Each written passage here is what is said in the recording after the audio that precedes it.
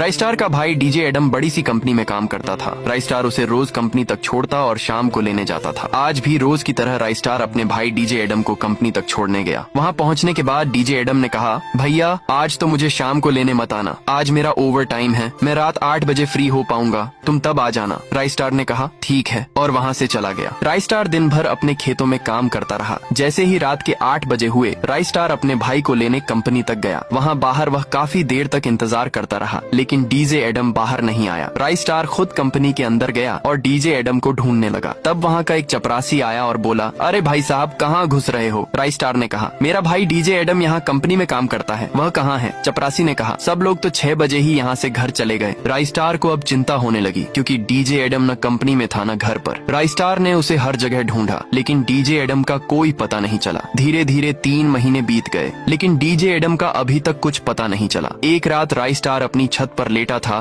तभी उसे एक आवाज सुनाई दी। राइस्टार झट से उठा और देखा सामने डीजे एडम की आत्मा खड़ी थी। वह रोते हुए बोली, भैया मैं पिछले कुछ महीनों से अपनी कंपनी में एक ऐसी कार बना रहा था जो पेट्रोल की बजाय पानी से चलेगी। मैंने वह कार बना भी ली थी, मैं उसकी टेस्टिंग कर रहा था। तभी मैं पेट्रोल पंप के पास से गुजरा। पेट्रोल पंप के मालिक व्हाइट त्रिफल 4 ने कहा, अरे भाई पेट्रोल नहीं डलवाना है क्या? मैंने कहा, ये मेरी कार है, ये पेट्रोल से नहीं पानी से चलती है। उसने यकीन नहीं किया। उसने कार चेक की और पाया कि सच में कार पानी से चल रही थी। वह हैरान रह गया। उसने मुझसे कहा, कितने में बेचोगे अपनी कार? मैं तुम्हें मुंह मांगी कीमत दूंगा। मैंने कहा, अभी मैं इस कार को नहीं बेचूंगा, अब मैं ऐसी कई कारें बनाऊंगा, प्रदूषण कम होगा और खर्चा भी घटेगा। और फिर मैं वहाँ से जाने लगा। व्हाइट त्रिफल 4 ने सोचा कि इस तरह से उसका पेट्रोल का कारोबार चौपट हो जाएगा। थोड़ी देर बाद वह अपनी बाइक से मेरे पीछे आया और मेरी कार के सामने अपनी बाइक खड़ी कर दी। रोकर मुझसे कहा, अरे भाई चलो जल्दी, मेरा बेटा नदी में डूब रहा है। मैंने भी उसकी बात मान ली और अपनी कार उसे दे दी और कार में साथ बैठकर जाने लगा। नदी के पास जाने के बाद वह चलती हुई कार से उतर गया और मुझे कार सहित नदी में फेंक दिया। मुझे तैरना नहीं आता था, इसी वजह से डूब जाने के कारण मेरी मौत हो गई